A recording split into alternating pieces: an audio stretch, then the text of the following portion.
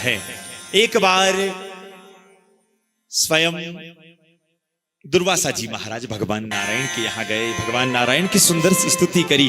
भगवान नारायण ने प्रसन्न होकर दुर्वासा जी महाराज को अपनी पारिजात पुष्प की माला दुर्वासा जी को भेंट कर दी। और दुर्वासा जी महाराज उस पारिजात पुष्प की माला को लेकर इंद्र के स्वर्ग में पधारे। और वहां पर इंद्र के जो राजा, स्वर्ग के राजा जो इंद्र है, उन्होंने इस दुर्वासा जी महाराज को बड़ा स्वादिष्ट भोजन कराया।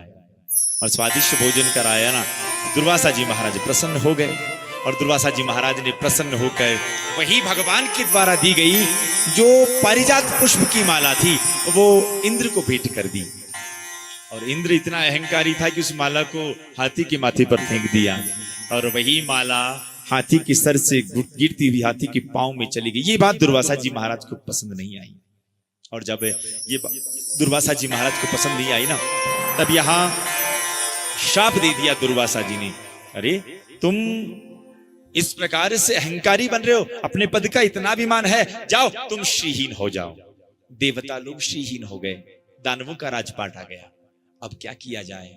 बस देवता लोग सीधे भगवान नारायण की शरण में गए और भगवान नारायण को कहा, प्रभु ऐसा कोई उपाय बता दो जिसके कारण से हमें वापस वैभव की प्राप्ति हो जाए। तब उसी समय आज कहा कि जीवन में याद रखो, अगर तुम वैभव को प्राप्त करना चाहते हो और बार बार के झंझट से छूटना चाहते हो तो समुद्र मंथन करो। समुद्र मंथन? हाँ, समुद्र मंथन।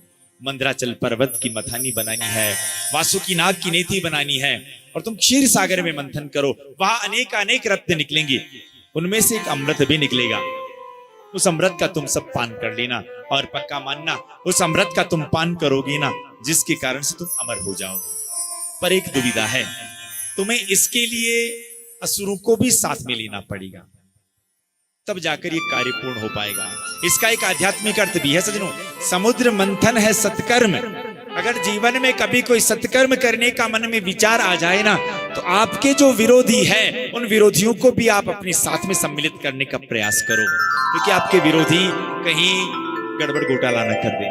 इसलिए कोई भी सत्कर्म करो तो विरोधियों को भी अपने साथ लेने का प्रयास करो।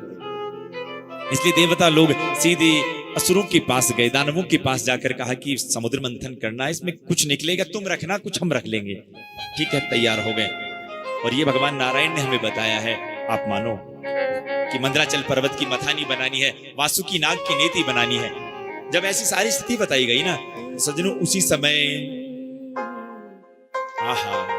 जब ऐसी स्थिति बताई गई तो मंदराचल पर्वत को देवता दानवों ने उठाने का खूब प्रयास किया, तिल जितना भी वो ना हिल पाया।